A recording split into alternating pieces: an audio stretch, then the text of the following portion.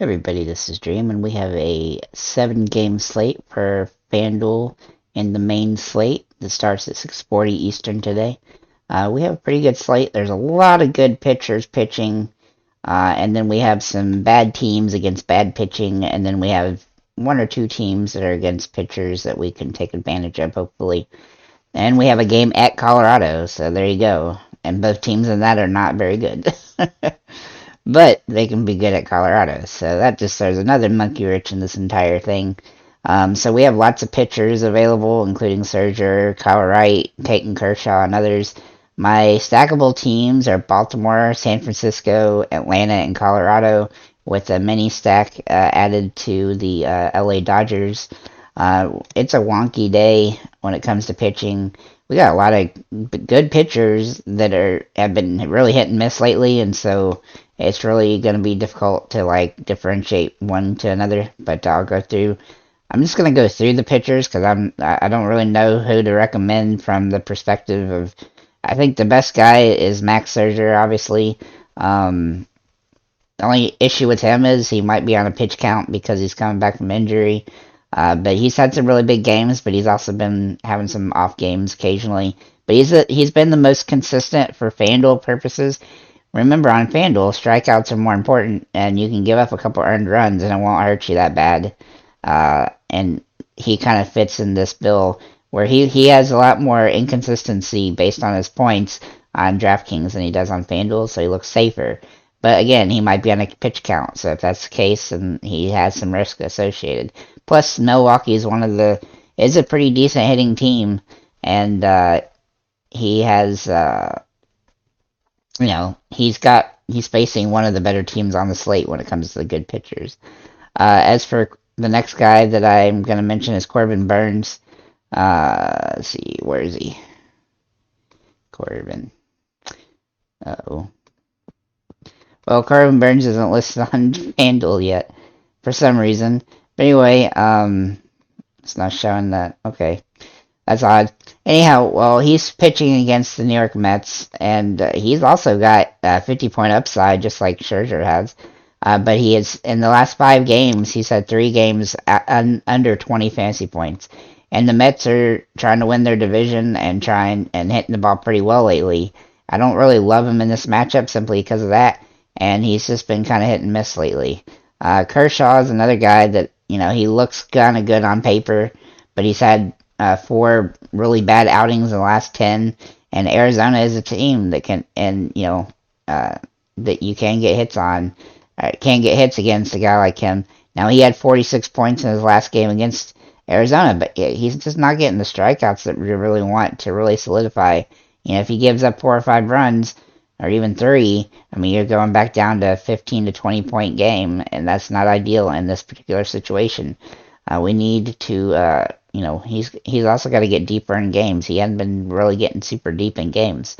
Then if we look at Drew Rasmussen for Tampa Bay, I mean, he actually looks pretty good, except for the fact he's going against Houston, who is just absolutely scorching the ball lately.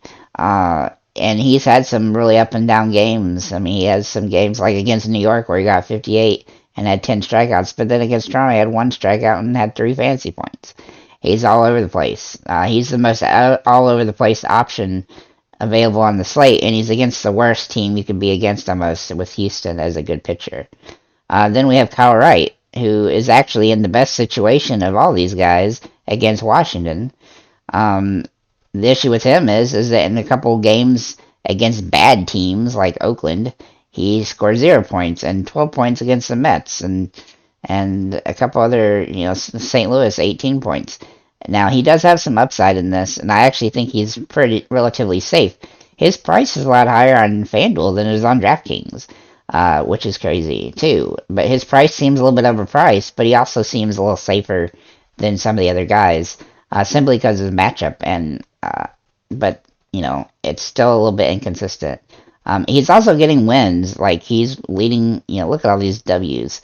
If he can get the quality start in this game, he'll pay off nicely, but he's pretty expensive for what's expected in this particular case. Then we have Luis Garcia, who's for Houston against Tampa Bay. Now, Tampa Bay's lineup is kind of forgiving, But Garcia has been extremely inconsistent, and he doesn't really have the upside because he's not getting the strikeouts. He's probably got 30-point upside in this game, and he's only had one above 30 since the 21st of, above 31. So he's had a couple 31s since July 21st against the Yankees. But he's played some bad teams and really not been able to get high quality scoring. And so I worry about using him because if Scherzer or Wright or Corbin Burns or Kershaw, somebody goes for 45, you won't be able to win. I mean, it's with him, regardless of how good he does, because his cap is just too low.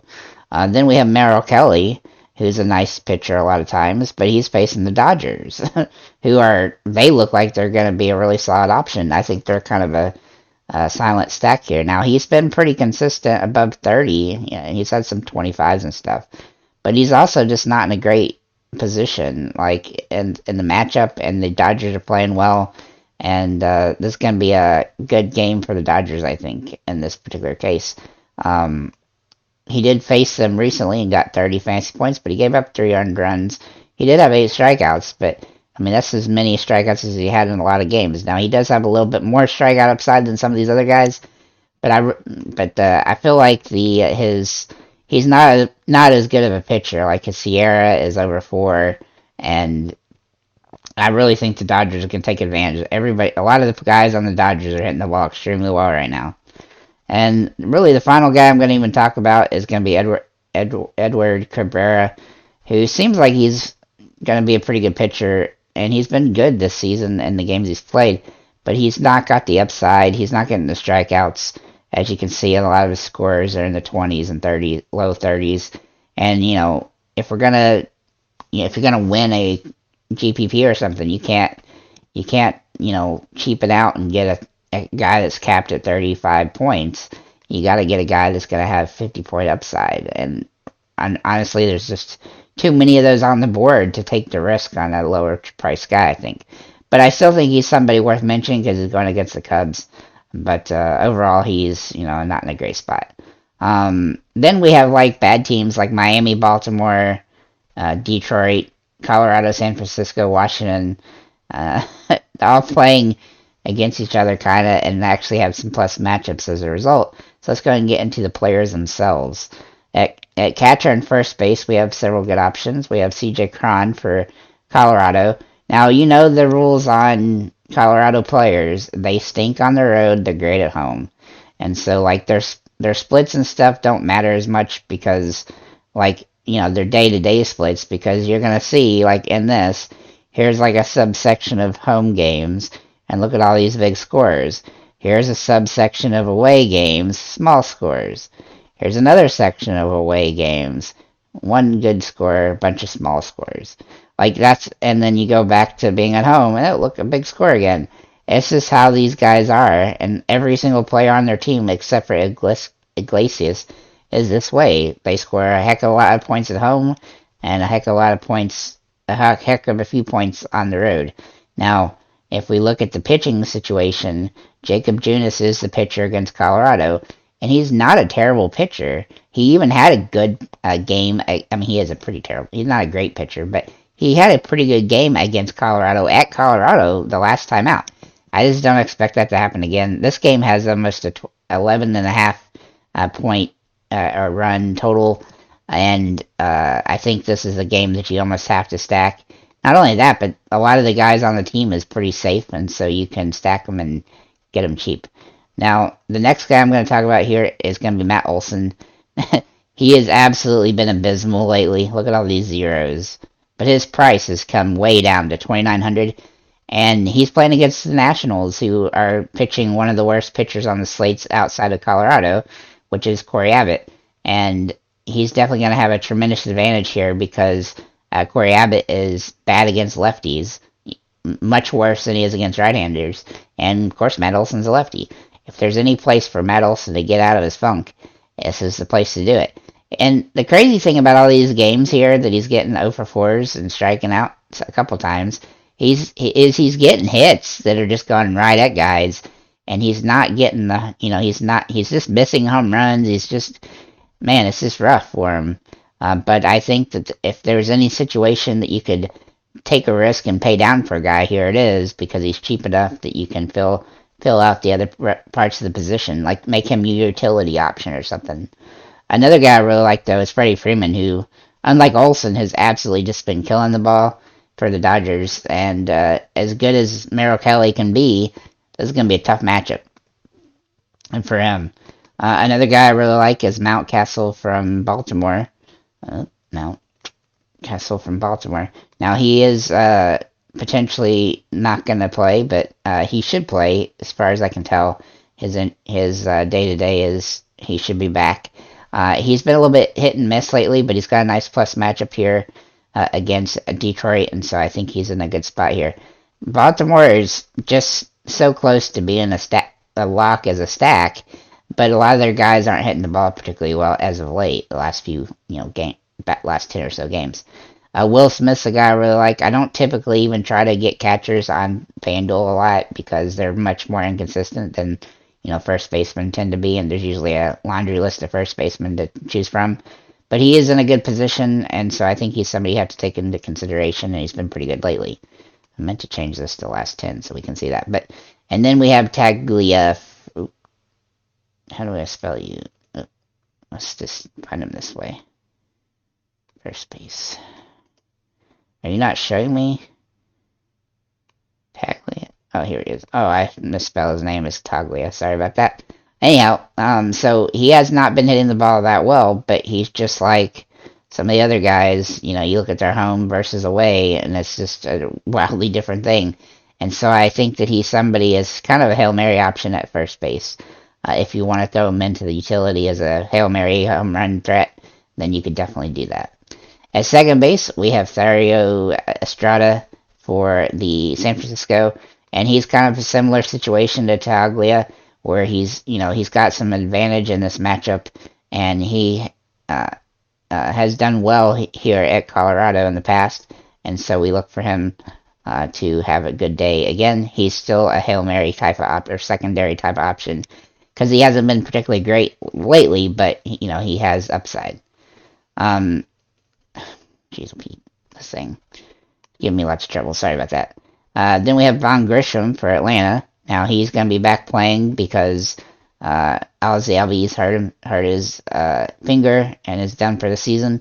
So Von will be playing second base, and he's usually pretty inexpensive, and he's usually a good secondary option that you can utilize to help save some money. I'm going to list Jose Altuve here despite the matchup, simply because a lot of times he's just matchup proof. He's had a few off games, but overall he's still in a good spot, and so I like him. Max Muncy, I actually really like him right now at this position. He has absolutely just been smoking the ball lately, and he's got a nice matchup against Arizona, so I think he's somebody to consider. And then Jeff McNeil. McNeil. Now he's got a difficult matchup, but he's hitting the ball so well. I mean, he's been home run or bust, but he's getting some points each game, and so as long as he can get some points at his price, then he can pay off. He may not get it against the main pitcher, but he might get one, later in the game, some hits and RBIs and stuff late in the game. At third base, I have Wilmer Flores. He's been hitting the ball kind of hit and miss, but again, another guy that's kind of a Hail Mary option for San Francisco against Colorado at Colorado.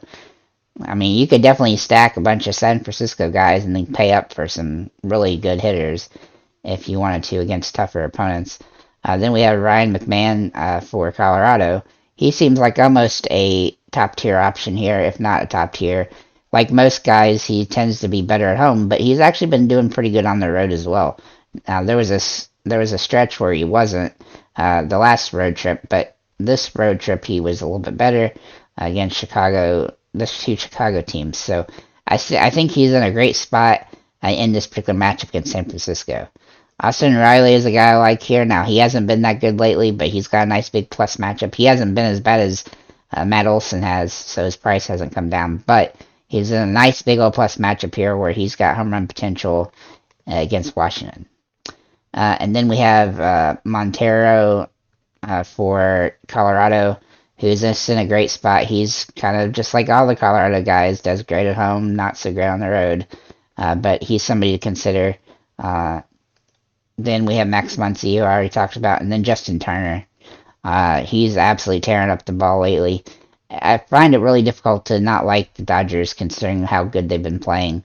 And so he's also not that expensive at $3,400. At shortstop, we have a couple secondary options first. Brandon Crawford, he's a almost minimum price option for San Francisco against Colorado at Colorado. Now, he hasn't, in his 3 games against Colorado earlier this year, he had at Colorado 6.5, 28.2, and 9.2. That's why he's listed here. His price is cheap, and he's somebody that can be a threat in this particular game. Trey Turner is here, obviously, for the Dodgers. He's just been smashing the ball really well, just like everybody has on that team. I think he's somebody to take a look at. If you're going for the Atlanta stack, then Dansby is going to be one guy you're going to definitely want because he's one of the good top-tier guys that are actually hitting the ball pretty well. He's had a couple off games, but he's still hitting the ball really well, and I think he's in a great spot here to get a home run. Then we have Lindor for New York Mets. Now, he's been hitting the ball extremely well, too, but the Mets have a tougher matchup here. And then we have Trejio for Colorado, who's just like every other Colorado player, sucks on the road, great at home. And then Willie Adames, I don't know how to say your name properly, I'm sorry. But he's just been killing the ball lately, and even though he's in a really rough matchup, he's somebody that seems pretty matchup proof right now, as good as he's hitting.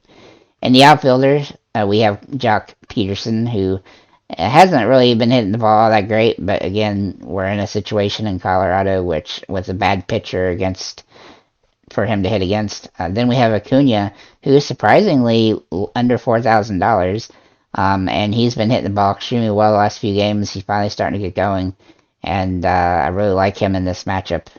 Jordan Alvarez is just as matchup proof as you can be, obviously pretty pricey, but he's just smoking the ball lately, having big gas games, so really like him. Kyle Tucker is another guy I think is playing really well, and he's a little bit less expensive than Jordan, but he isn't quite as good, but he's still crushing the ball. Again, they have tough matchups, but I still think they're matchup proof. One of the guys I really like here is Cedric Mullins.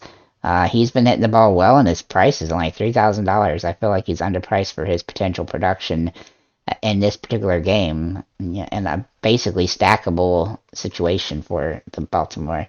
And then we have Christian Yelich for Milwaukee against Scherzer. Obviously a tough matchup, but he's been hitting the ball pretty well, and so I think he's in a spot that's what you could consider him. And same with Nemo. It's just a tough matchup, but if he can, it only takes one swing, and so he's somebody I think is in play. I wouldn't even recommend those guys if it weren't just the fact that every single one of these dudes are on tough matchups. Like, there's just not enough guys that aren't to avoid them necessarily.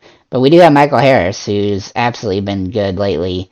Seems like every other game he's really good, but he's got the biggest plus matchup that he's had all week, and he's gone up against some tough pitchers this week. So he'll be happy to have a game against a weak pitcher that he can just blast a bunch of stuff on. So overall, I think the slate is pretty tough because of the pitching situation. Just lots of good pitchers that are inconsistent and are facing good teams, and then we got a lot of bad pitchers going up against bad teams, with the exception of Washington against Atlanta. Obviously, Atlanta's a good team, but yeah, it's just a really strange slate. But with the way pricing is on FanDuel, I think there's a lot of good ways to mix and match in order to make good lineups. I think a lot of people will probably stack the San Francisco-Colorado game in some capacity and probably mix them with some Atlanta players or Dodgers, and that's probably the best way to go. But obviously, you can try to be contrarian and avoid this San Francisco-Colorado game, but you could do that at your own peril because there's a lot of who knows with that game. It's hard to know what's going to happen. So with that said, thank you guys for liking, commenting, and subscribing. And if you have any comments or questions, feel free to leave them below. And have a nice day.